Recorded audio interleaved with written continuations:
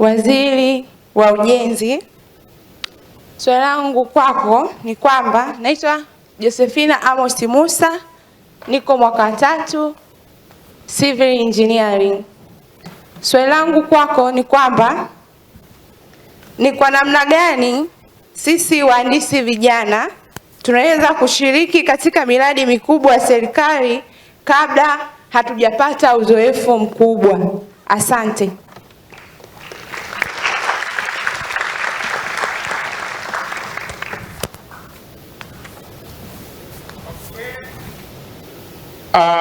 Nani mwingine? Nakushukuru sana Josephine. Hiyo ni chini ya dakika moja. Nadhani tuwe na spirit hiyo.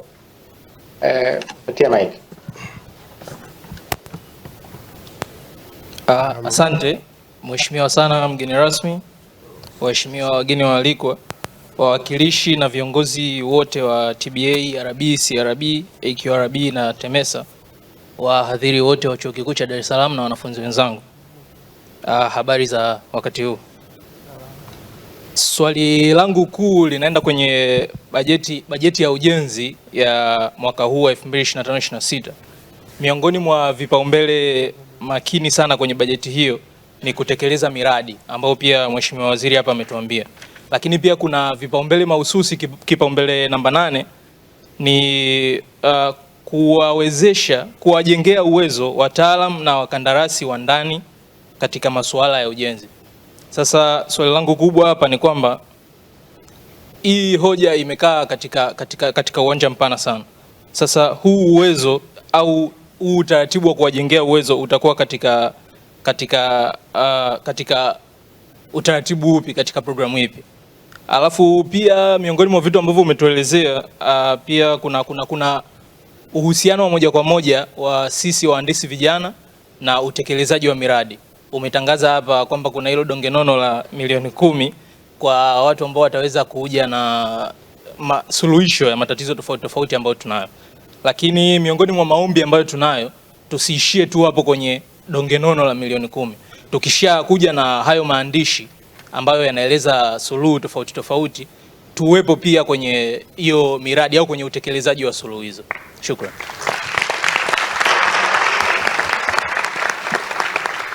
Asante sana, asante sana. Asante sana kwa kupata nafasi mheshimiwa. Naitwa Omar Mohamed Juma, ni mwanafunzi wa Civil Engineering mwaka 4. Pale ulivyozungumza kuhusu ile donge nono kuhusu matatizo yaliokuja nayo, mimi nilikuwa kama nina pendekezo, kwa sababu vyuo vikuu kila mwaka wanatoa civil engineering wingi na lazima tufanye utafiti wa matatizo. Sasa nilikuwa napendekeza yani wizara ingekuwa inachagua japo utafiti 10 kwa kila mwaka wanafunzi wanaomaliza ili zifanywe nationwide. Hiyo ndio ilikuwa pendekezo. Kwa hiyo ile ilikuwa ni pendekezo, si ndio Kwa hiyo ni vizuri useme ni pendekezo au ni swali ili tuweze kunane sawa. Habari ya wakati huu. Nipende kutambua itifaki kama ilivyotanguliwa awali. Kwa majina naitwa Wilbard Cyprian Simon, mwanafunzi wa mwaka 4 Textile Engineering. Nipende kutaja na wazifa japo iko nje ya ratiba kwamba mimi nahudumu kama kwenye serikali ya wanafunzi kama katibu mkuu Wizara ya Miundombinu na Usafirishaji, Chuo Kikuu cha Dar es Salaam. Swali langu kwa Wizara ya Ujenzi. Hivi karibuni tulizindua ushirikiano kati ya vyuo na viwanda. Sisi kama mainjinia katika kubadilisha mitaala usomaji, mnawekaje bajeti ili wanafunzi waweze kupata ule wakati mwingi katika kipindi cha field au wakati unaendelea kujifunza tuweze kuhudhuria center kama za ECRDB, yani Consultant Registration Board, wanakuwa wanafanya vitu mbalimbali kule. Si wanafunzi wanawezaje kwenda kule wakati tunajifunza, ili tunapomaliza tuwe tunauelewa mpana, tukichukulia kama Wizara ya Afya wao vyuo vyao vingi vipo karibu na hospitali, ambapo muda mwingi wao wa kujifunza wanakuwa sehemu za hospitali. Endapo wanapomaliza wanakuwa hawana ile lack of competition katika masuala experience. Asanteni sana. Okay, mpatie nani?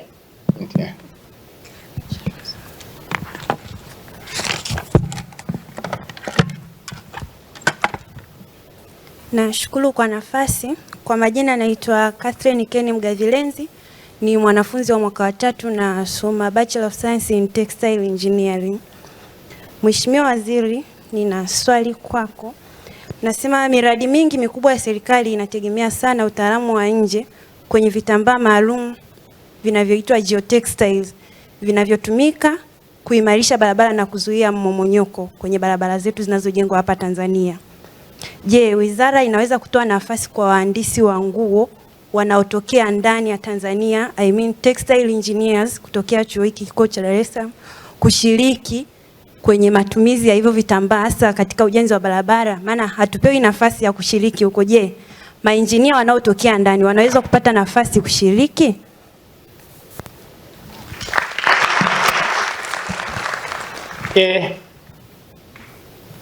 Asante kwa nafasi. Kwa majina naitwa Beatrice Rezaula, niko mwaka wa 3 Bachelor of Science in Quantity Surveying. Swali langu ni kwa ndugu mgeni rasmi pamoja na taasisi zote za serikali zilizopo hapa. Binafsi kama mwanafunzi wa Quantity Surveying, kuna changamoto ambayo I've been observing tokea niko mwaka wa kwanza, kwamba wanafunzi tunaosoma sayansi ya ukadiriaji majenzi ambapo currently inapatikana Chuo Kikuu cha Dar es Salaam na Chuo Kikuu cha Ardhi, kuna kuwa na competition kwenye swala la sio tu practical training, hata field. Kuna ule mtazamo kwamba quantity surveying inapatikana Chuo Kikuu cha Ardhi, of which mimi naamini hata Chuo Kikuu cha Dar es Salaam bado tuna wakadiriaji wajenzi wazuri. Lakini changamoto hiyo inakuja kwamba kuanzia chini, yani kwenye kujifunza, lakini katika kushiriki pia program mbalimbali za serikali ikiwemo hata hii ya leo, hakuna hata poster inayoonyesha association yetu sisi kama wanafunzi wa quantity surveying na architects ndani ya Chuo Kikuu cha Dar es Salaam. Je, ni mpango upi wa serikali pamoja na taasisi za serikali katika kuinua, na kama tulivyosema kwamba ameongea ndugu mgeni rasmi swala ubunifu, sisi ndo watu tunasema cost engineers, tunahusika katika budgeting na kila kitu. Sasa ni mpango upi wa serikali katika kuinua sayansi ya ukadiriaji majenzi pamoja na usanifu majengo kuanzia elimu ya msingi, sekondari na chuo kikuu?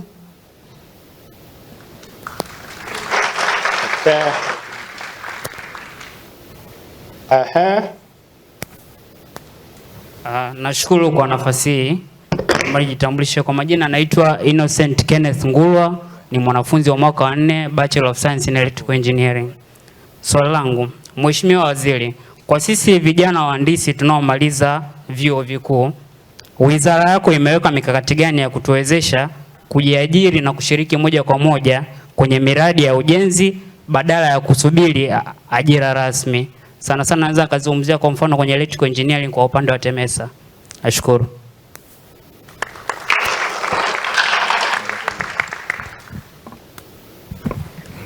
Yes.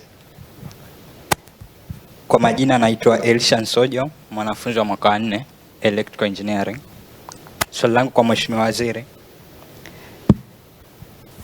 ni kwa namna gani nasikika?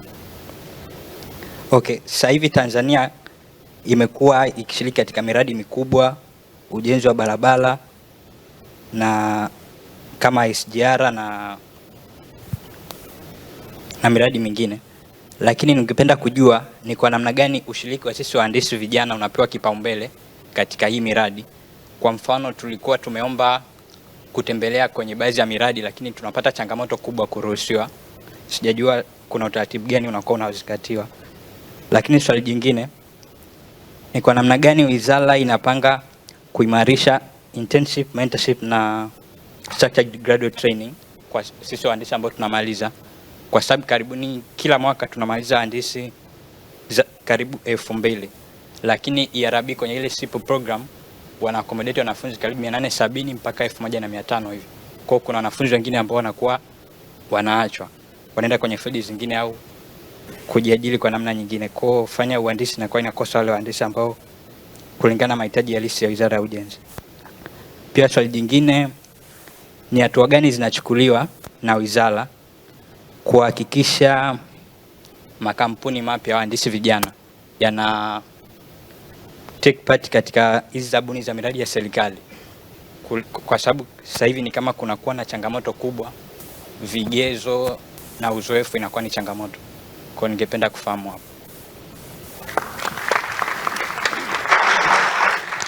Asante sana, na inafurahisha kuona kwamba maswali yanakuja mengi, ushauri, lakini ningeshauri sasa ukiwa unauliza swali moja mawili ili toe nafasi kwa watu wengine waweze kuuliza zaidi. Asante kwa nafasi hii. Mheshimiwa Waziri wa Ujenzi, natoa shukrani za dhati sana kwa kuweza kututembelea, lakini yote na yote na swali kama moja. Umeweza kutueleza kwamba kuna mifano ya nchi kama China, Vietnam, Canada zimeleta maendeleo mengi sana kwa vijana, lakini maendeleo hayo ya vijana nina imani yameweza kuwezeshwa na kamati mbalimbali kutoka nchini humo. Je, ndugu Mheshimiwa wa Ujenzi, kwa kuzingatia kasi kubwa sana ya ukuaji wa miji nchini Tanzania, kwa mfano Dar es Salaam, na ongezeko kubwa sana la wahitimu wa handaki, wewe kama msimamizi mkuu wa ujenzi nchini Tanzania, kutokana na hawa wahitimu wote wa vyuo mbalimbali, chuo kama Chuo Kikuu cha Dar es Salaam, MUST, wote wahandisi kila mwaka wao vinatolewa, waka natoka wahitimu. Wizara imekuja na mkakati gani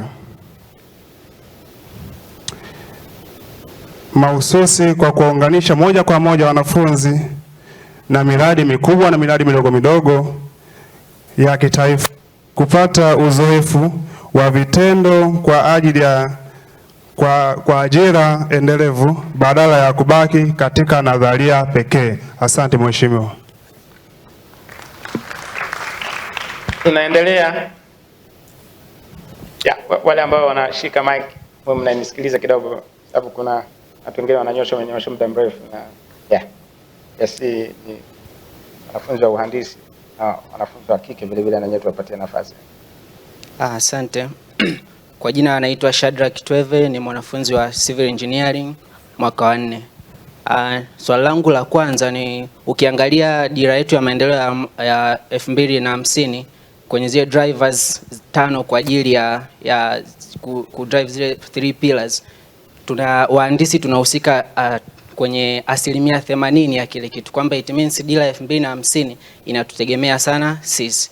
Ila kuna kipengele ambacho mimi niko interested nacho, na ni tatizo langu kubwa, ni kwamba kwenye issue ya research and development, ni kwamba ameongea mwenzangu pale wa civil engineering, tungehitaji mngekuwa mnachagua hizo research bora at least hata 10, lakini tuna changamoto ya funds. Wenzetu waliosoma miaka ya nyuma wakati wanafanya research kwenye final year project walikuwa wana pesa za research, lakini nowadays tunafanya research bila kuwa na funds. Kwa it means tunapata changamoto kwamba inatakiwa labda ningefanya kwa scope kubwa, ila na minimize scope. Siwezi nikaenda kukusanya data mikoani au sehemu nyingine kwa sababu sina hiyo pesa, na wote tumetoka familia hizo za kawaida. Hiyo ni changamoto. Kwa hiyo ina maisha inakuwa ni factor ambayo inaturudisha nyuma kwenye kufanya research kwa accuracy ambayo mngeitaka, au tungeandika proposal au research ambayo ungekuja ukaangalia ukaona inakuwa ni productive. Hiyo ni changamoto ya kwanza ambayo tunakumbana nayo. Lakini pia changamoto ya pili, sisi tunaomaliza graduate engineer, kuna miradi ya serikali ya force account. Kwa namna gani wizara yako mnaweza mkaangalia kutu accommodate graduate engineer tukapata priority kwenye hiyo miradi, kwamba tukimaliza tunaingia direct kwenye industry? Asante. Okay. Yes, naendelea. Mheshimiwa Waziri wa Ujenzi, ninashukuru kwa nafasi hii. Mimi naitwa Don Elibariki, nasoma shahada ya uzamili ya sayansi katika uhandisi wa miundo. Swali langu ni kwamba inahusiana na technology transfer. Serikali ina mpango gani katika kuhusisha vijana wahandisi wazawa na makampuni ya wazawa katika miradi mikubwa, hususan inayoendeshwa na makampuni ya kigeni, ili kuweza kutransfer ile ujuzi pamoja na maarifa, ili kujenga nguvu ya ndani ya ujenzi pamoja na kukuza vijana kitaaluma? Asante.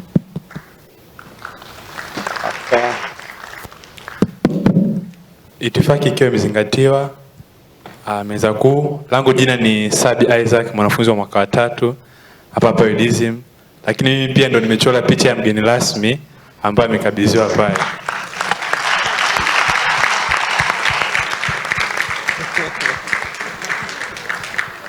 Kabla sijaenda kwenye swali direct, nipende kuweka statistics. Chuo cha Dar es Salaam kulingana na takwimu, kila mwaka wana graduate. Kwa mwaka jana ilikuwa na wanafunzi 45,451, lakini kwa upande wa COET kwa statistics ya mwaka 2023-24 wa graduate wanafunzi 2,187. Swali langu ni kwamba, je, ninyi kama Wizara ya Ujenzi mmejipanga vipi kwa ajili ya kuhakikisha wanafunzi ambao wana graduate wanapata ajira au wanakuwa benefited na elimu ambayo wanaichukua katika fani zao? Lakini swali langu la pili ni kwamba kumekuwa na kila mwaka wanafunzi wanafanya project au research, lakini baada ya kufanya research hizo zinakusanywa sijui zinapoelekea. Je, kuna utaratibu wote ambao umechukuliwa kwamba hizo project au research ambazo zinafanywa zinaenda kuwa na positive impact, kwa sababu wanafunzi wanaenda kufanya project ambazo naamini zikichukuliwa katika consideration zinaita positive impact? Na swali langu la pili la mwisho, chuo cha Dar es Salaam na nje ya chuo cha Dar es Salaam kuna project nyingi sana. Kwa mfano, ndani ya chuo chetu kuna project inaitwa HIT project, lakini mjaribu kufanya research, hakuna hata mwanafunzi mmoja wa COET au wa college yote ambaye inahusika na masuala ya kama hayo ambaye amekuwa included katika hizo project ambazo zipo ndani ya chuo cha Dar es Salaam. Mbali na hapo, tunaona kuna majengo na jengo. Ukiangalia hapo pembeni ya Yombo kuna jengo linajengwa, ukiangalia pale Mamalishe kuna jengo linajengwa, lakini ukifuatilia katika miradi yote hauwezi kukuta kuna wanafunzi ambao ni fani zao wanakuwa included katika hizo project zote ambazo ndo direct zinakuwa ni fani zao. Asanteni sana. Asante sana. Unaitwa nani jina lako? Sabi Isaac. Sabi, wewe ndio umechora picha mheshimiwa eh? Ndio mimi nimechora. Yeah, sasa kwenye ile kipindi cha group photo nitaomba uje upige picha na mheshimiwa ya kwako peke yako na mheshimiwa. Hiyo bonus toka kwangu hiyo. Yeah. Ndugu mheshimiwa, nashukuru kwa nafasi hii. Mimi naitwa Beldis Kudia, ni mwanafunzi mwaka wa 2 Bachelor of Science in Geomatics.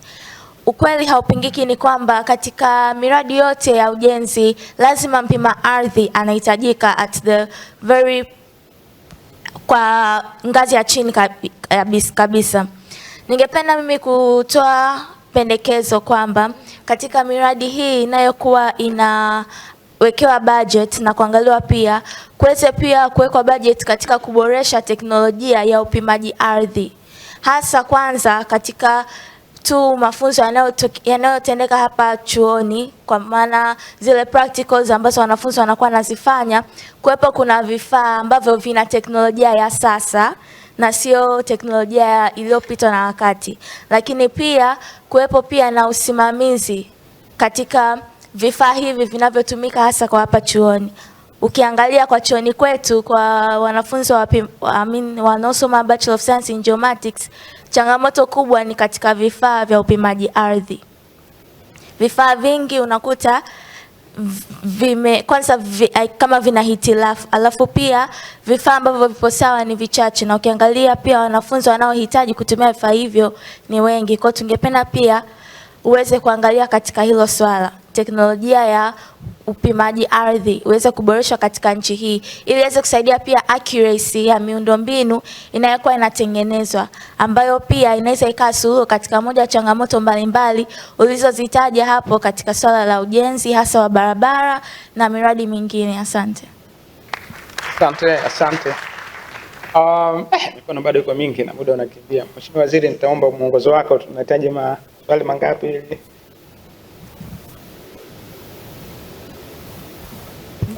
ninaona kwamba bado mikono ni mingi, lakini basi tuwape hata angalau nafasi 5 wa kumalizia ili kusudi tujaribu kwanza kuona tuna respond, kwa sababu nini lazima tu respond. Sawa. Asante sana. Basi tuendelee kuuliza maswali, ana kuna mikono iko kule. Basi tujitahidi tuwe tunauliza kwa dakika moja. Just go straight to the question. Na samahani, nimeambiwa kwamba vipindi vina resume saa 7 kamili. Kwa hivyo kwa kuwa tutataji walau tutoe majawabu machache, tungetamani basi hapa tumebakiza dakika kama 30 za kumalizia. Sawa. Okay. Kwa hiyo basi tutaomba wanafunzi wale ambao mnauliza maswali na kutoa maoni, jaribuni kuwa very brief. Nadhani nafasi 5 tutakuwa zinatutosha ili kuweza kuona jinsi gani tunavyo respond na maswali. Asante. Kwa majina anaitwa Evelina Chidinda Mlemeta, ni mwanafunzi wa mechanical engineering mwaka wa 3. Mimi nina pendekezo. Na pendekezo langu ni kwamba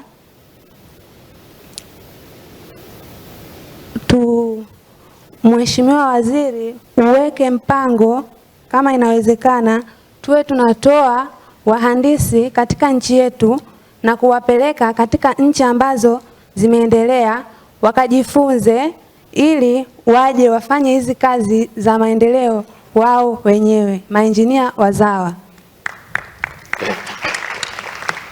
Okay. Tunaenda maswali mawili ya mwisho. Hakikisha unauliza swali ambalo halijiulizwa kabla. Okay, kwa majina naitwa Adam Dalawa, mimi ni mwanafunzi wa Agriculture Engineering and Mechanization, mwanafunzi wa mwaka wa 4 kutoka COAF. Nilikuwa nina mapendekezo na changamoto ambayo tayari kama wanafunzi tunaipitia, lakini nafikiri wenzangu wameshaelezea kidogo, ila ni kwenye swala la project hapo na kazia, kwa sababu watu wengi, mimi kuanzia mwaka wa kwanza nimeanza kujiinvolve na masuala ya project na research, lakini bado manufaa yamekuwa ni madogo sana, hasa kwa wanafunzi, kwa sababu baadhi ya watu au baadhi ya wanafunzi ambao tunajiinvolve kwenye project ni kwamba mwisho wa siku unatumia gharama zako wewe mwenyewe, alafu hicho unachokifanya hakuna recognition yoyote ile kutoka kwenye chuo.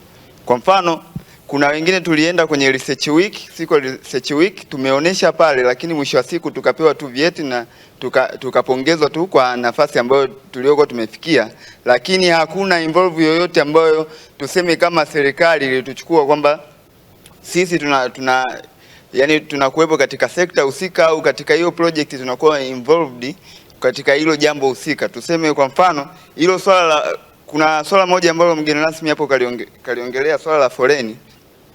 Hilo pia ni project ambayo sisi tuliifanya, lakini hatujaona consideration yoyote ambayo imekuwa take place. Lakini pia kuna maswala, labda utupe pia mwongozo ambao ulisema swala la milioni 10. Manake unaweza ukasema tu kuna vitu vingi ambavyo tumeahidiwa na kuna vitu vingi ambavyo vimefanyika, lakini hatuoni kwamba, yani hatujui process gani tufate. Mwisho wa siku mradi tukipata hicho kitu. Hiyo ni uhalisia. Lakini tutasikia tu kwamba imesemwa, alafu hapo ikitoka hatutaona muendelezo wote, wala ile kwamba watu wanaipromote wala ufanyeje, haitokuwepo. Asanteni, naona muda wangu umeisha. Asante sana. Milioni 10. Milioni 10 is an elephant in the room.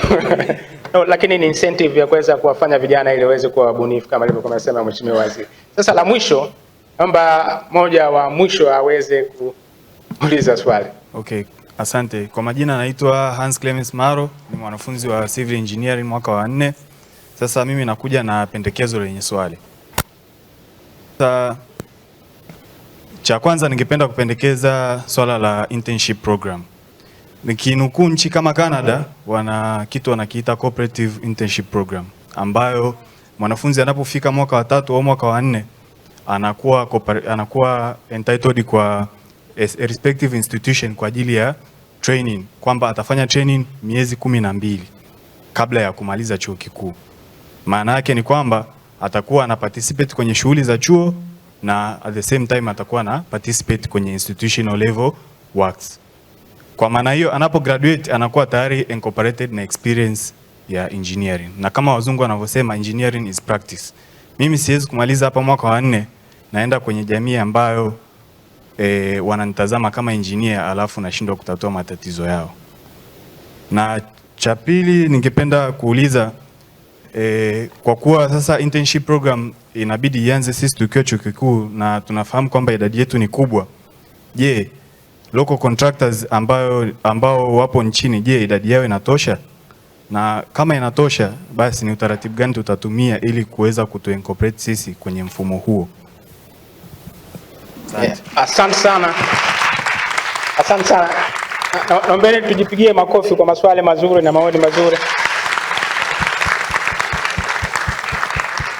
Mheshimiwa Waziri, wewe utakuwa ni shuhuda, umeona kwamba mikono bado ilikuwa inaendelea kunyoshwa. Hii ni ishara kwamba wameelewa walichokuwa wamekizungumza, lakini kwa sababu ya muda itabidi tukatishe tu ili mambo mengine yaendelee, na kama nilikuwa nasema kuna wanafunzi wanatakiwa kwenda kwenye madarasa. Sasa Mheshimiwa Waziri, nitakuomba uweze correspond, na nadhani kuna maswali mengine yanakuwa directed kwenye taasisi, unaweza kujibu, alafu baadaye tutaomba taasisi mbalimbali zitajibu kutegemeana na maswali yaliokuwa yanakuja, kuona lipi ambayo kwenda. Kwa Mheshimiwa Waziri. Asante sana kwanza moderator, lakini nakushukuru sana pia Dr. Macha, mkuu wetu wa ndaki ya engineering.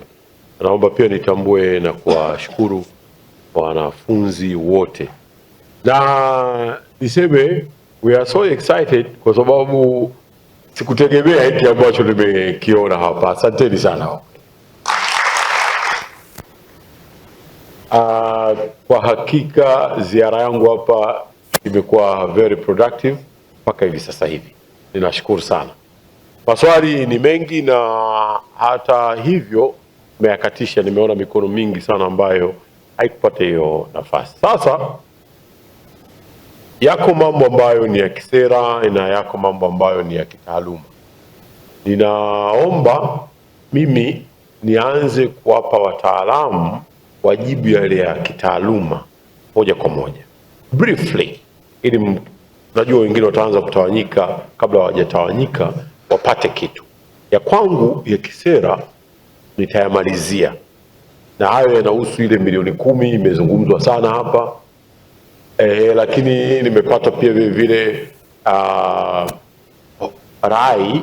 Kwa mfano mmoja katika msemaji anasema mbona hatupati nafasi hata tukiomba ya kwenda kuona miradi ya kimkakati.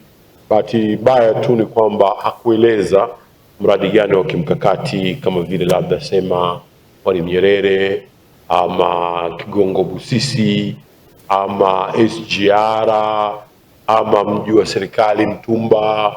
Hakueleza. Ingenipa nafasi na mimi kama kiongozi kujua namna ninavyoweza kujipanga, lakini kwa sababu yupo mhandisi kule mwisho, nadhani atatueleza baadaye pale. Na mwisho kabisa, nimepata hoja fikirishi sana inayosema kuwa waziri, badala ya kusema unaleta hiyo challenge, kwa nini tusitumie kile tulicho nacho tayari? Tuna maandiko ambayo tunayaandika kila mwaka. Kwa nini usiangalie upande huo? Nafikiri ni jambo la kufikirisha ambalo pia vile vile nitajaribu kulidadavua na kabla ya kuondoka naweza nikalitolea mwisho wake. Na mwisho pia vile vile nimemsikia bwana mmoja pale anasema mathalan ile la foleni sisi tulishiriki na tuliandika, lakini hatujui karatasi zetu zimeenda wapi, na bahati mbaya tumepewa tu vyeti, hata maji ya kunywa siku hiyo hatukupata. Sasa mimi wewe nitakuomba, inawezekana reward zinaanzia hapo hapo. Kwa hivyo wewe utatuletea hilo andiko lako, na kabla sijaondoka hapa, kwa sababu niko na mkurugenzi mkuu wa wakala wa barabara Tanzania ambaye yeye anahusika sana na hizo foleni, utatuletea. Na mwisho pia yule mchoraji wangu, bahati nzuri MC ameshasema na mimi nakandamizia tu kwamba ni kweli, kwa sababu jamaa kanipatia sana, basi kweli ile picha lazima tupige. Sasa maswali yameelekezwa sehemu nyingi, nitaendelea kuwasikiliza wataalamu. Sehemu ambazo nitaona kukidhi ya kisera mimi nitajazilizia, hasa ushiriki wenu kwenye miradi mikubwa. Sasa hapa kila mmoja anahusika, ERB anahusika, TBA anahusika, TANROADS anahusika, CRB anahusika. Kwa mfano kuna jambo mimi nimelisahau kulisema, kwamba moja ya kitu ambacho nawiwa nacho sana na mimi kuweka mchango wangu kama kijana wa taifa hili, nilipata fursa kubwa, namshukuru sana Mungu kusema kweli, kwamba kuna startups wapo hapa. vyuoni wapo kote, na wengine nimewasikia hapa wametamka kwamba sasa mbona hatupati fursa, hatui supported. Nilikuwa nadhani kwamba moja ya jambo nitakalolifanya mimi Abdalla Ulega ni kusupport hizi startups. Kama katika capacity yangu kama kijana wa Tanzania, nimesoma hapa nyumbani, nikaingia katika mifumo na mimi nimefika hapa nilikofika, ninadhani ninawajibika, na kwa sababu CRB iko hapa, tumeshafanya vitu vya namna hii kwa kina mama. Tumetoa sisi tenders kwa makampuni ya wakina mama wahandisi, tuliwapa kazi kule Songwe. Ule mradi ni wa bilioni 40, TANROADS nimewapa bilioni 40, makampuni ya wakina mama. Mimi nina imani makampuni ya vijana sio bilioni 40, yanataka milioni 100, 200, 300, maisha yaendelee mbele, si ndivyo hivyo jamani? Kwa hivyo hiyo ninaamini CRB na watu wa TANROADS mtakuwa na majawabu ya namna gani tunavyoweza kuwapata vijana. Kwa hivyo tuanze hapa mbele kwanza. AQRB, anza mara moja briefly yale ambayo yamekugusa. ERB utafuata, baadaye atakuja TBA, PEMESA, CRB na TANROADS. Kuna mwingine nimemsahau? Wote nataka mseme ili wahandisi wapate faida. AQRB anza mara moja. Asante Mheshimiwa Waziri, mimi nitakwenda kwa haraka katika baadhi ya maeneo ambayo wameyagusa. Ndio. Hususan katika maswali mbalimbali ambayo wameyagusia. Kuna eneo ambalo limezungumzwa la namna ya kushiriki katika miradi mikubwa ya serikali kabla ya kupata uzoefu mkubwa. Wengi wanaonekana kwamba wanapotoka chuo wanaombwa working experience. Yes.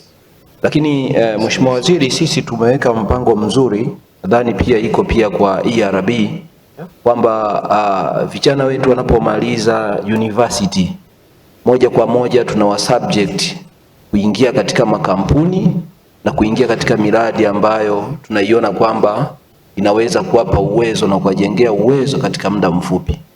Na hivyo hii huwa inatangazwa kwamba wale wote ambapo wanapomaliza mafunzo yao au chuo wanalazimika kutuandikia application ili tuweze kujua kwamba waende wakajifunze katika miradi iliyo katika maeneo yapi, kuwapunguzia gharama, kwa sababu yule ambaye yuko kanda ya Ziwa atakufanya kule, yule aliyeko kusini atafanya kusini, na wale wengine watafanya hivyo. Kwa hiyo upo mpango ambao tunautumia, na zaidi sana nadhani tutazidi kueleweshana nao kuhusiana na hiyo. Kwa hiyo taratibu upo. Hilo tangazo huwa mnalitoa wapi ili waelewe kabisa hapa moja kwa moja?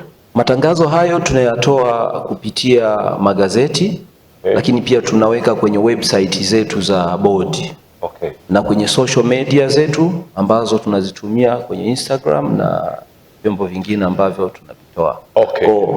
Okay. Pindi unapomaliza zingatia tu kufuatilia katika media za bodi, utapata fursa mbalimbali ambazo ziko kule za kuweza kukuattach wewe kuweza kupata ushiriki katika miradi mbalimbali ya serikali. Na jambo lingine ni ishu ya zawadi. Mheshimiwa Waziri, umezungumzia kuhusu ishu ya zawadi. Wewe umegusia kiwango cha milioni 10. Ndio. Sisi ya AQRB tumeandaa shindano. Ndio. Inaitwa architectural competition.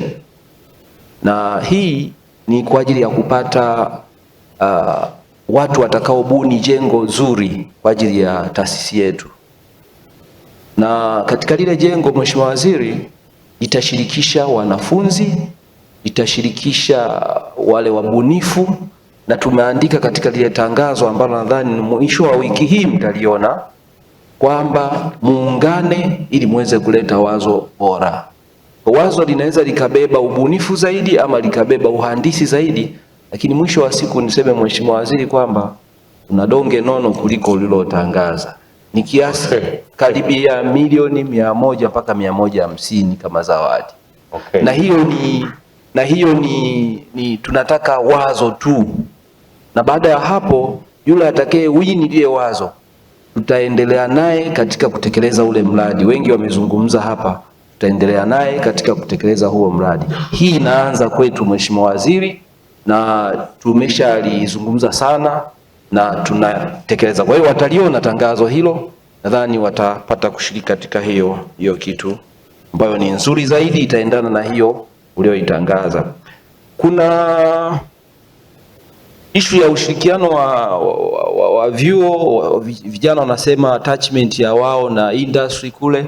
Nimeizungumzia kidogo kwamba uwe connected tu unapomaliza chuo. Hakikisha kwamba walezi wako wakubwa ni hizi professional bodies ambazo ndo zinaangalia kwamba wewe unapaswa uwe katika industry ipi, na tuna mafunzo pale. Tunayo CCO Architectural and Quantity Surveying Internship Program, na kuna SIP pia kwa ajili ya wahandisi ambayo ataizungumzia mhusika hapo. Lakini competition ya kuinua architects na quantity surveyors, kuna mmoja amezungumza akasema uko mpango gani wa kuinua? Mheshimiwa Waziri, hizi taaluma ni mpya kidogo, hata maneno yake ni magumu kuyatamka. Kusema architect, quantity surveyor, ugumu wake huo unaenda mpaka kwenye jamii, namna ya kuwatumia. Lakini sisi kuanzia mwaka huu tumekuwa na mipango mingi ya kuweza kuiamsha jamii. Kuanzia mwaka huu tumeanzisha kinaitwa HRB clubs, ambazo hizi zinaanza kuwainua. Tuna essay competition ambazo zinaanzia primary, O level, A level na hata katika higher levels. Kwa hiyo hizo naomba mnote kwamba mtaziona, na wale wengine ambao mnahusika hapo tushirikiane katika kuinua hizo taaluma katika mfumo wa namna hiyo. Na labda la mwisho ambalo naweza kulizungumzia, mkakati wa wizara kuwajengea uwezo vijana kupitia miradi mbalimbali mikubwa na midogo. Hapa Mheshimiwa Waziri, ni kwamba kuna issue ya mentorship.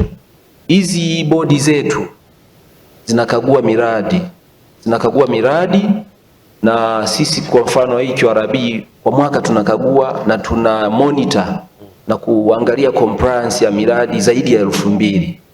Miradi hii 2000 inahitaji hawa wataalamu. Kwa bahati mbaya tuna kikundi kidogo sana. Hata ukichukua hawa wote walioko hapa Mheshimiwa Waziri, ukiwatupa kwenye hiyo miradi bado hawatoshi. Changamoto ni moja, kuna baadhi ya miradi iko maeneo fulani ambayo wanafunzi wengi kama huwa hawana interest ya kwenda.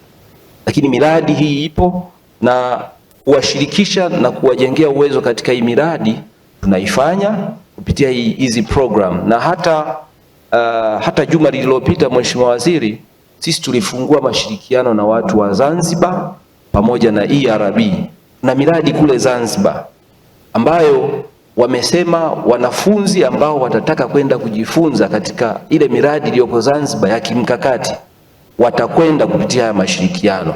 Kwa immediately inawezekana kuanzia mwezi huu au mwezi ujao tutaanza pia kutoa matangazo ya wale ambao watapenda kwenda kushiriki miradi ambayo iko kule Zanzibar. Okay. Na omba tushirikiane wote ambao watakuwa wako tayari, kwa sababu tayari hiyo fursa. Kwa hiyo issue ni information, wajaribu waeleze ile website waweze kujua ama wanakupataje, kama ni website kama ni nini, haraka kwenye website angalieni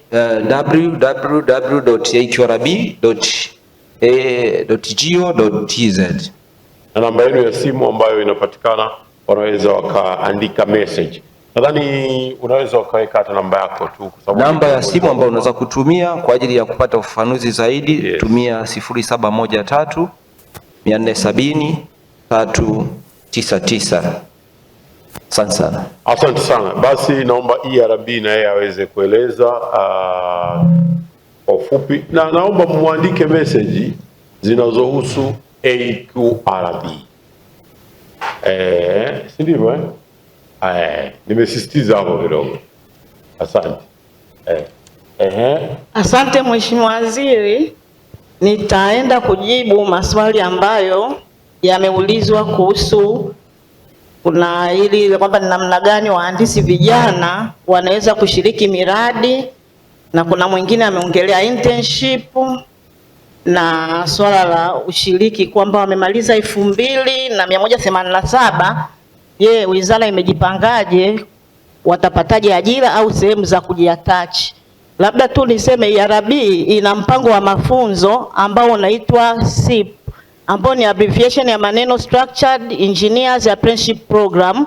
Ni mpango wa mafunzo wa miaka 3 ambao mpango huo utaupata kwa kuapply. Ukimaliza tu chuo, wakati umeshapata matokeo yako yote, utaapply kwenye mfumo wetu wa Management Information System ambao unaitwa registration.erb.go.tz, na kwamba wizara kila mwaka inatenga fedha kwa ajili ya mafunzo endelevu ya vijana kwa ajili ya kuja ERB. Lakini pia tuna washirika wa maendeleo. Tunao ubalozi wa Norway kupitia serikali ya Norway, kupitia ubalozi wa Norway huwa inachukua wanafunzi, na kwenye hii miradi mingine kuna mradi wa DUTP wa magari yaendayo kasi, tulipata nafasi na tunaendelea kupata nafasi. Kuna mradi wa Kigongo Busisi ambao tulipata nafasi, lakini kuna mradi wa Kabingo Kasulu na miradi mingine.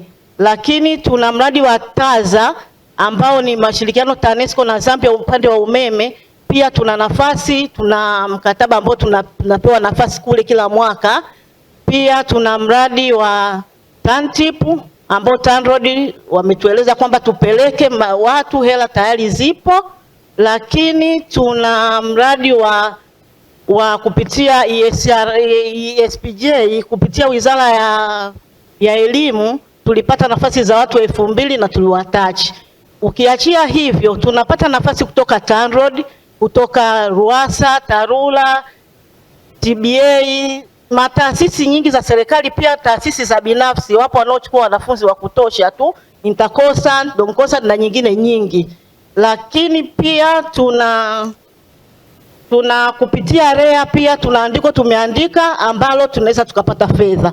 Kwa hiyo tunajitahidi kuandika maandiko mbalimbali ya kupata fedha ili kusupplement zile za serikali, ili tuweze kuhakikisha tuna absorb au vijana waweze kwenda kwenye kufanya kazi, kupata uzoefu. Lakini vijana tuliowatach SGR wengi waliajiliwa. Vijana tunaowatach TANROADS wengi wanaajiliwa.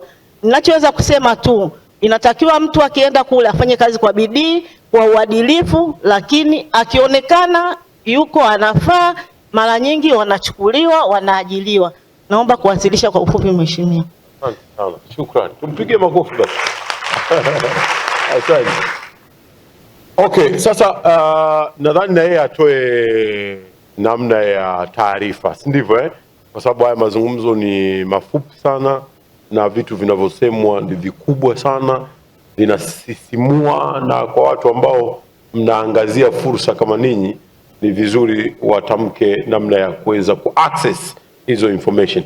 Kwa hivyo msajili, labda ungewaeleza na wewe vijana wapate kujua wakitaka ku-access hizo information, kama kuna website, kama kuna namba ya simu ya kuchat, waweze kuandika, kuhoji, kuuliza, nadhani wape. Sawa. Website yetu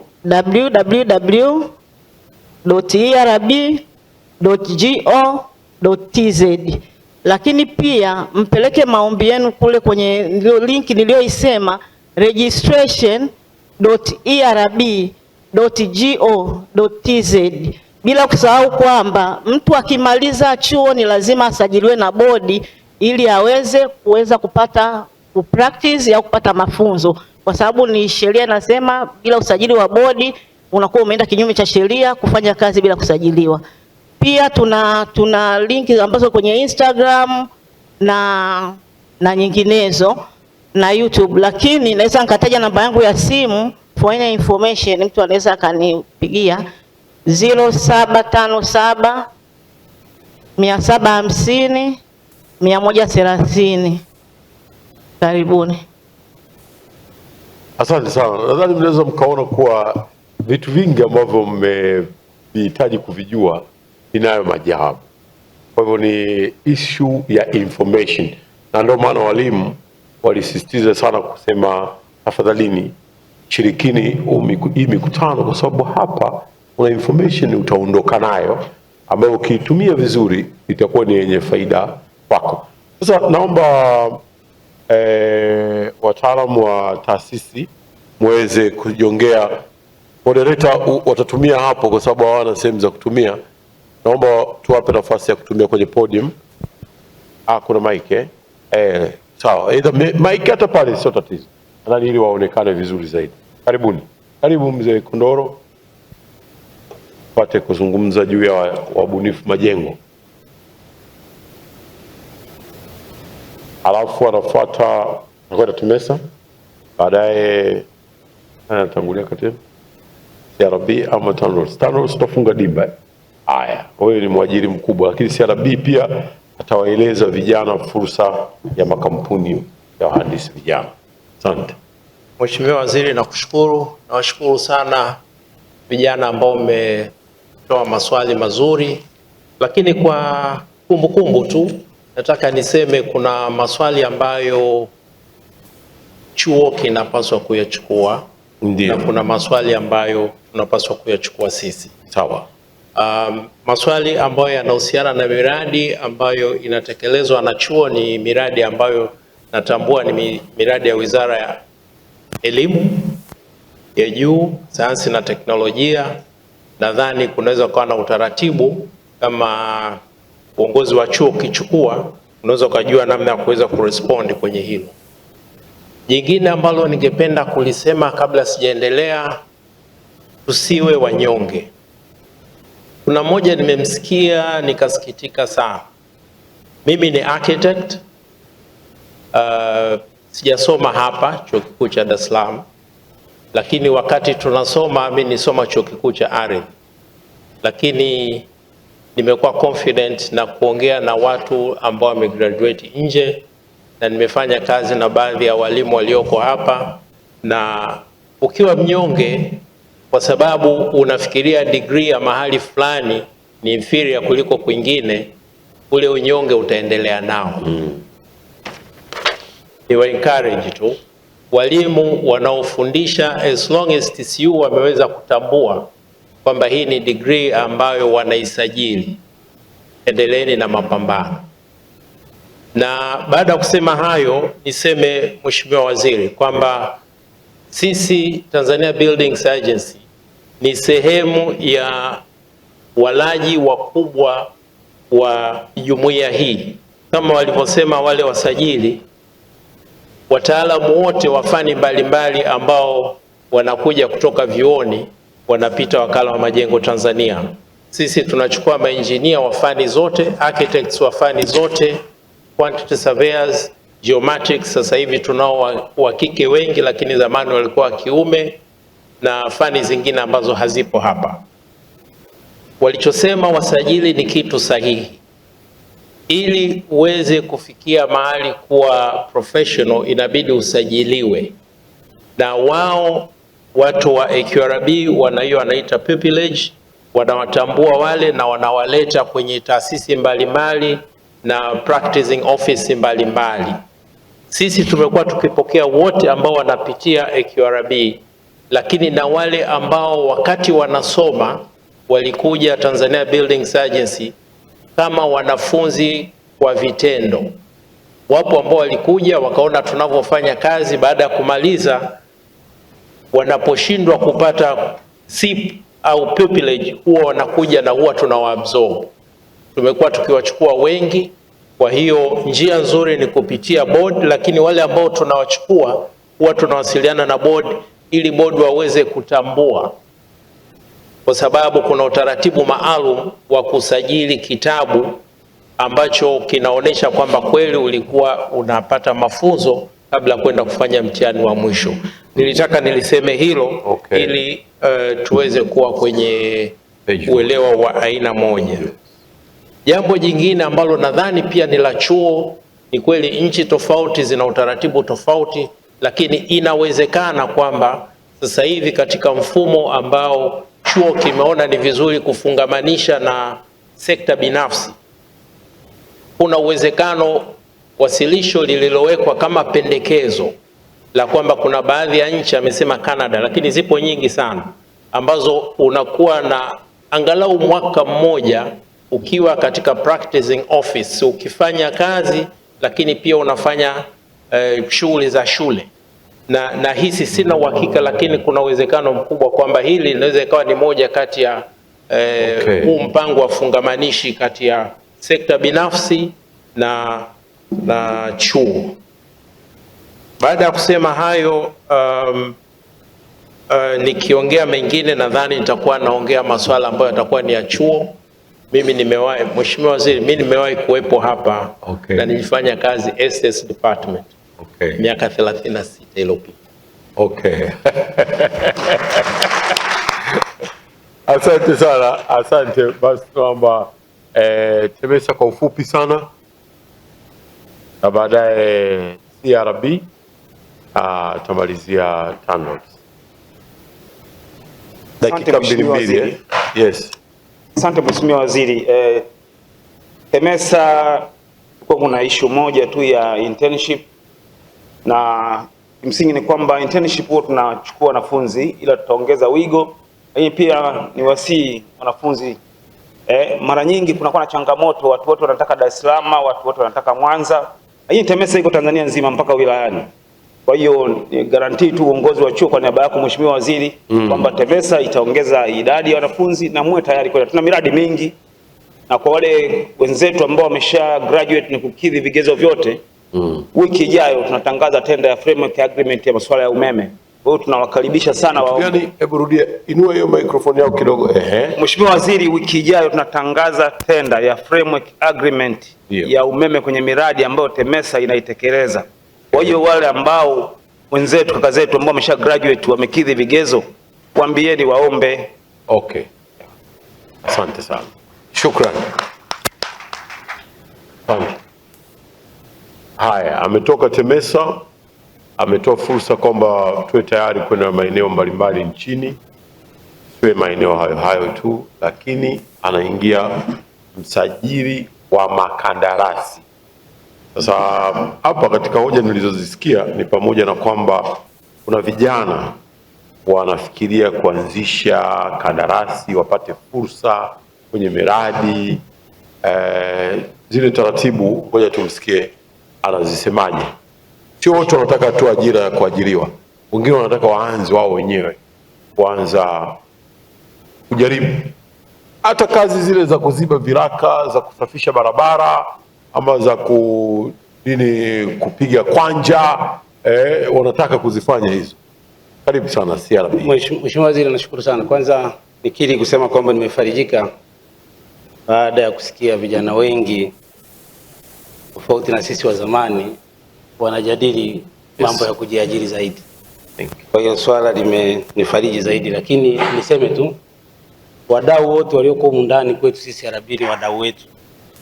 Kwa maana kwamba tunasajili makandarasi wa aina mbalimbali, kuanzia wa labor based, kwa maana hawa wanaofika mabarabara na kufanya kazi ndogo ndogo ambazo zinahitaji labor zaidi. Lakini tunasajili makandarasi wa building, proper architect, quantity surveyors, engineer wanahusika, civil kwa maana wanaotengeneza mabarabara, maji related. Tunasajili ICT, all type of contractors ndani ya nchi tunawasajili sisi. Na kwa jinsi tunavyofanya, tunasajili vijana, tunasajili wazoefu, lakini tuna sifa tatu tunazozihitaji, kwa maana ya kwamba tunahitaji equipment, tunahitaji wataalamu, lakini vile vile tunahitaji kidogo financial. Lakini kiukweli ni kwamba tuna consider sana vijana, na ukiangalia hata condition za kusajili makandarasi hata foreigner, ukiangalia kwa taratibu za serikali, makandarasi wa nje wanakuja na wataalamu wachache sana. Ila sifa kubwa tunazoangalia ni kuhakikisha kwamba Watanzania, kwa maana kwamba engineers, architects, quantity surveyors and the like wanakuwepo kwenye registration. Kwa hiyo mimi niwakaribishe kwamba nafasi ya kusajili ipo. Zile kampuni ambazo ni za level kuanzia labda class 5 mpaka 7 requirement ni ndogo sana. Requirement ni ndogo sana. Wataalamu kama nyinyi mkisha graduate, karibuni sana, mtakuja mtasajili. Lakini kingine, kuna mtu aliuliza kwamba makandarasi wa ndani wanatosha in case chuo kikifanya internship. Kuna makandarasi zaidi ya 12,000 wa ndani. Kwa hiyo naamini kwamba wana uwezo wa kuaccommodate kulingana na availability ya kazi zinazokuwepo wanazokuwa wanazifanya. Lakini internship sio kwa ajili ya makandarasi wa ndani tu. Hata makandarasi wa nje wanaofanya miradi mikubwa nao mnaweza mkaingia nao na mkafanya internship bila shida eneo. Mheshimiwa Waziri, mimi nafikiri kwa kifupi niongelee tu ni hiyo, kwa sababu muda wenyewe naona hivi ni kuuliza, lakini tuko available muda wote, wakati wowote. Unaweza kuaccess website yetu Kabla hujaitaja engineer, nataka kujua kitu kimoja ili tupate ile wazo, hii fikra walioisema vijana vizuri. Hivi kuna kipengele chochote kwa hawa makandarasi aidha wa nje au wa ndani wanaopata kazi mathalan TANROADS au EWURA au TARURA ama whatever, huwalazimisha kuchukua intern? Nilikuwa namwacha TANROADS kwa sababu ni mtu wa kazi, sisi nikamfilisi na hakika ataliongelea vizuri zaidi. Lakini najua sheria ya manunuzi ya umma imelijadili sana, ile sheria mpya ya manunuzi ya umma imeliaddress kwa undani sana. Nimwachie bwana TANROADS na yeye na watu wameninong'oneza kwamba miongoni mwa vitu wanavyoongea ni hivyo. Thank you very much. Asante sana. Maana hiyo nadhani ndio vijana wangetamani sana waisikie ili kuweza kuona fursa iliyopo, au sivyo Basi watajie sasa. Nashukuru. Sisi tunaweza kutoa access kwa kutumia www.crb.go.tz, lakini kwenye email kuna crbhq@crb.go.tz. Tunazo branch kadhaa. Kama unataka ku access branch ya Dar es Salaam tunaita East, unaondoa tu pale neno HQ unaweka East Zone. Kama uko kanda ya Ziwa huko kuna Lake Zone, kwa hiyo unaondoa tu pale HQ unaweka Lake Zone, kuna South Zone, hivyo hivyo.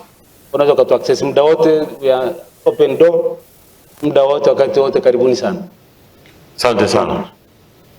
Tumpige makofi. Asante. Hao wanasajili hiyo labor based, sio kitu cha kukidharau. Ninawajua mimi watu wengi wameanzia huko na hivi sasa wamekuwa ni makandarasi wakubwa sana. Naamini mwalimu hapa atakuwa anafahamu vizuri sana. Na ni vitu vipo yani. Kuna watu wanaendesha maisha na wameajiri kama ninyi ambao tunatamani siku moja watu wanaweza wakapatikana humu wakaajiri watu pia vile. Wameajiri watu wengi sana kwa kazi hizo hizo, kwa sababu kazi ya kuweka sawa barabara, labda kwa sababu anakuja TANROADS karibu ataeleza pale how much wanatumia. Kwa mfano wakala wa barabara mkoa wa Morogoro kwa ajili ya kuweka barabara vizuri, hata hiyo kupiga kwanja upande wa kwenda Mikumi Iringa na upande wa kwenda Morogoro kuelekea Dodoma na hii ya kuja Pwani. It's a lot of money. Kwa mwaka mmoja ni zaidi ya milioni 200 nadhani. 200 Yes, milioni 200 inatumika. Na zile ni labor based na wanafanya vijana. Na mimi msimamo wangu nimeanza kufuatilia kwa karibu sana, kwa sababu jambo ninalolitaka wanaopata mara nyingi wanakuwa ni watu wazima wanaajiri vijana, kwa sababu wao ndio wana muscles. Na mimi ningetamani sana kuona kwamba vijana wenyewe wanapata, alafu wanatafuta vijana wenzao wafanye kwa pamoja.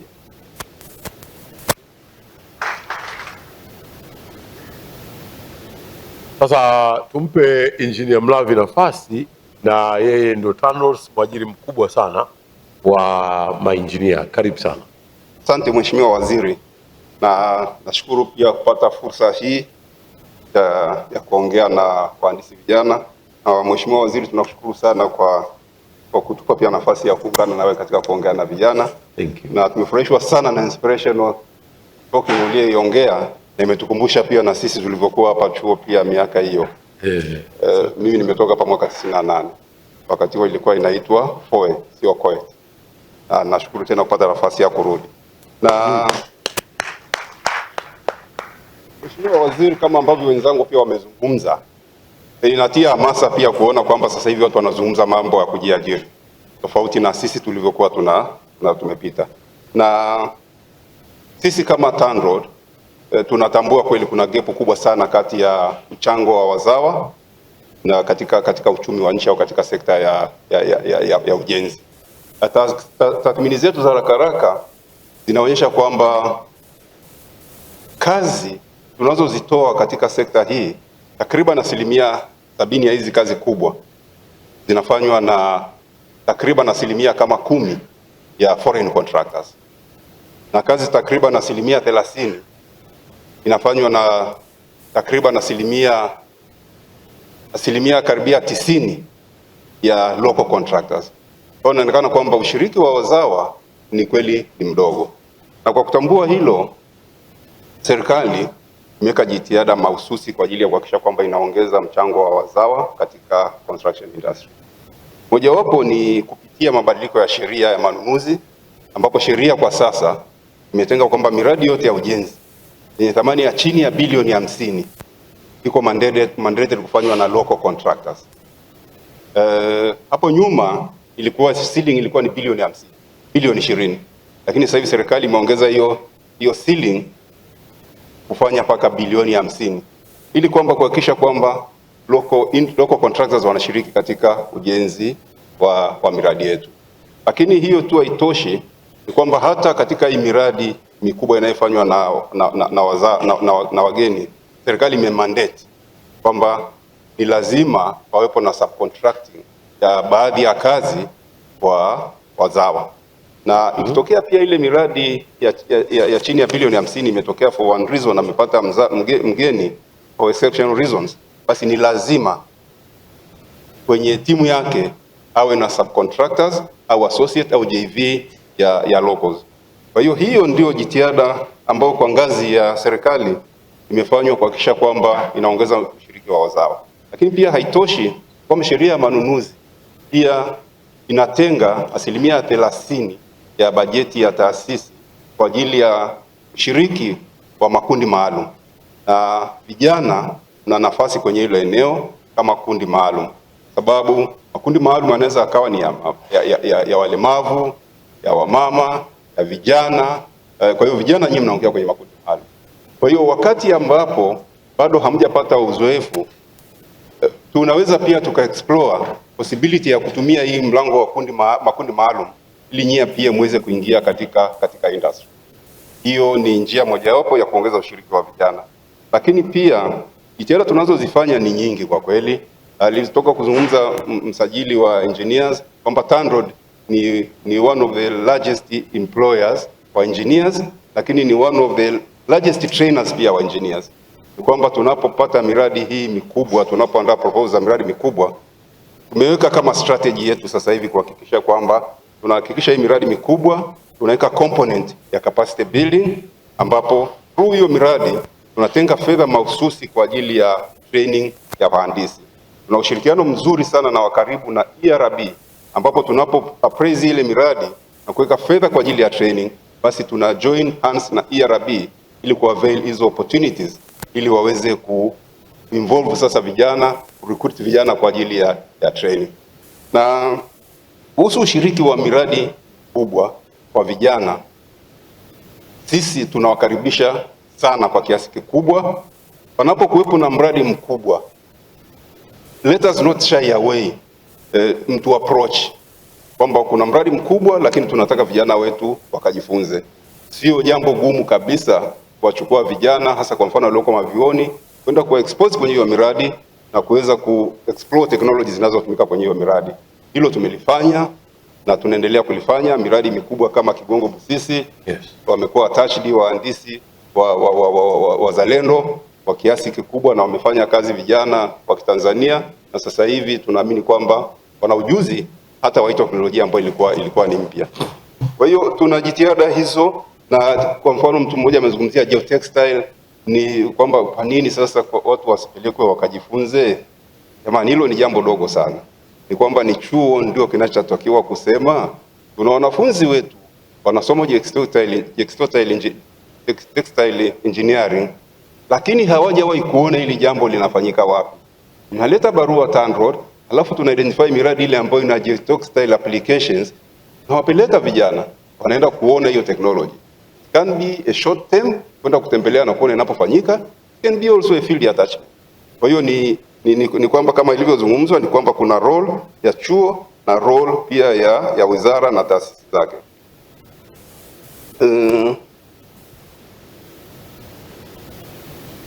Kwa hiyo kwa kusema hivyo, naomba pia ni summarize kwa kusema kwamba maswali yaliyoulizwa ni mengi na inawezekana tusiende kwenye kila swali kwa sababu muda utatosha, lakini hii ni summary, lakini tuna commit kwamba tumechukua maswali haya yote.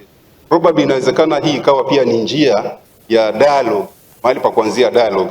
Kwa hiyo tunashauri pia chuo wa compile yale maswali wakati ambapo na sisi tumecompile, and let us exchange the notes, alafu inaweza ikawa ni sehemu za kuanzia dialogue of how to improve kwenye construction industry, au ni jinsi gani tunaweza tukaanza kufanya labda ambavyo tulikuwa tumefanya. Kwa hiyo tumechukulia positively na maswali ni mengi ya compile na tutatumia kama a lesson learned or areas of further improvement. Asanteni sana. Asante mheshimiwa. Thank you. Thank you. Asante sana Engineer Mlavi na wote waliokutangulia. Ninaamini kwamba tumejitahidi kueleza na amemalizia vizuri kwamba mambo yaliyosemwa ni mengi, na katika huu wingi chukue kwamba mengine ni lazima yakafanyiwe kazi. Sasa kuna vitu kwa vyovyote vile ni vigeni kwetu, kwa hivyo vichukuliwe viwe ni vitu vya kwenda kufanyia kazi, kwamba hizi ni fikra zilizotolewa na wahusika wakuu wahandisi ili tuweze tukafanyie kazi. Tuna wahandisi wanafunzi. Sasa kwa kumalizia, Dr. upande wangu, ili nirudishe tena upande wenu. Mambo yangu makubwa ambayo nimeyaona pamoja na lile la 10 million, mimi nimebaki na msimamo wangu. Nimepokea maoni yote kuanzia kwa Omar, kuanzia kwa Omar pale ndio aliibua, na wengine baadhi walikuja wakafuatia, kwamba kwa nini usichukue zile thesis ambazo huwa tunafanya kila mwaka. Ninadhani nikienda moja kwa moja huko nitaingilia utaratibu wa vyuo. Ni kitu kipana, kinahitaji mazungumzo, MOU zisainiwe baina ya wizara na vyuo, tuelewane kipi kinaendaje, kwa sababu pamoja na kuwa zile thesis zinaweza kuwa ni mali ya public lakini zipo kwenye custodian ya chuo, na kuzi access lazima zifuate taratibu zake. Kwa hivyo ninadhani inaweza ikawa ni michakato mirefu, na mmoja katika wasemaji pale nyuma amesema haya mambo huwa yanakuja yanatutamanisha alafu huwa hatuyaoni. Sasa mimi sitaki hivyo. Mimi nataka nimepose mambo yangu matatu. La kwanza ni jambo la technology kwa ajili ya barabara vijijini. La pili nimepose jambo la foleni, na la tatu nikatangaza jambo linalohusu makazi bora. Mtu atakayeandika vizuri mambo hadharani, 10 milioni iko pale, tutapeana hadharani. Sasa haya ndio katika yale tuliyoyasema ya kwamba tunayachukua, kisha wizara itakwenda kuyafanyia kazi in detail, namna ya ushirikiano na vyuo upande wa maandiko ya wahandisi, architects na quantity surveyors. Lakini hii ofa aliyokuja nayo waziri kwa sasa hivi iende hivi hivi, na ndio nimeshakwisha kuitangaza. Kwa hiyo kuanzia leo mkitoka usiku anza kujipinda tu. Akauliza mmoja katika wasemaji, je, utaratibu wake ukoje? Tunafanyaje? Nadhani hili ndio jambo kubwa. Kwa hiyo sasa kupitia ndaki sisi tutatoa tangazo rasmi, mimi na timu yangu, kwamba mnawasilisha wapi, na jopo letu litakalokuwa linafanya hiyo kazi ya kukagua ni kina nani na ni muda gani, kuanzia hivi sasa hivi kwa maana ya leo tarehe 23 ya mwezi wa pili mpaka lini. Kwa hiyo ile tangazo rasmi litawafikieni kupitia mbao za Chuo Kikuu cha Dar es Salaam, faculty yetu ya engineering, lakini na mbao hata za utawala. Sasa najua humu wengine yawezekana wanataka kwenda kushiriki, ingawa wao sio watu wa faculty of engineering na vitu vya namna hiyo. Ninaamini wapo watu wa faculty zingine pia umwe wachache, si ndivyo? Yes. Kwa hivyo hilo litakuwa ni wazi kwa wote. Mmoja akasema, alikuwa amepose maeneo haya hapa, amekaa hapa hivi, akasema kwa nini usingetupa fursa ya uendelevu? 10 million it is okay, lakini ungeliweza kuwa na ziada ya hapo. Mimi nimepokea jambo lile. Maana yake ni nini? Ni kwamba wale vijana watakokuwa wameandika, miongoni mwa reward ambazo mimi na wenzangu tutawapa ni pamoja na kuandalia usajili. Kama watataka kusajili kampuni, zile gharama za kubeba startup ile pale tutafanya sisi.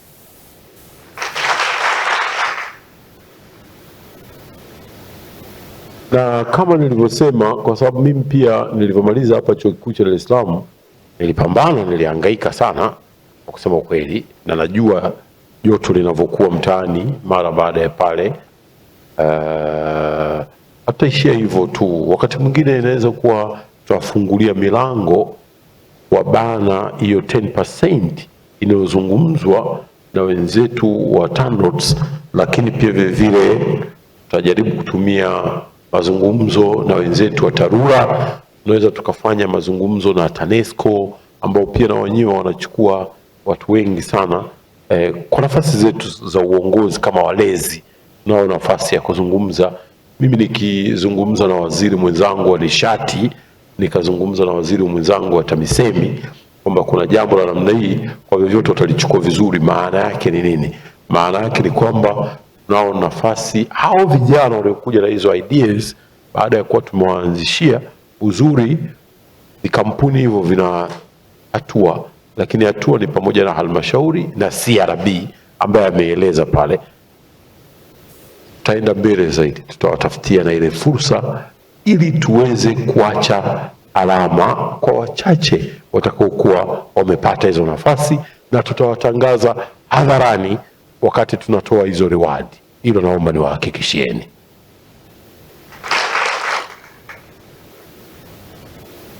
Baada ya kusema hayo, ninatumai nimesummarize mengi katika mliotupa, na yale ambayo hatukuyajibu moja kwa moja naomba yawe ni chakula cha fikira, ndio tukayafikirie, tukayatafutie majawabu, na tutakapopata nafasi labda tutakwenda university nyingine siku yoyote katika maisha yetu haya ya kiuongozi, tutaenda kuyajibia huko, lakini chanzo kitakuwa kimetoka hapa Chuo Kikuu cha Dar es Salaam katika kongamano hili la community ya wahandisi, quantity surveyors na architects wa Chuo Kikuu cha Dar es Salaam. Nawashukuruni sana na Mungu awabariki sana.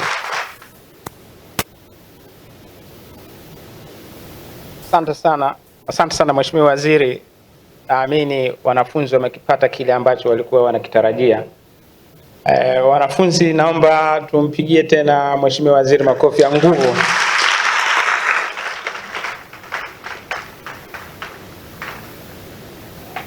Asante sana Mheshimiwa Waziri. Sasa tumebakiwa na matukio machache kabla hatujamaliza kikao chetu. Moja ni neno la shukrani, na neno la shukrani litatolewa na kutoka pande mbili. Moja itatolewa upande wa ndasi ya uhandisi na teknolojia, alafu vile vile na wanafunzi wenyewe wamesema wanataka kutoa neno la shukrani. Bila kupoteza muda, naomba nimkaribishe meneja wa BICO ili aweze kusema toa neno la shukurani.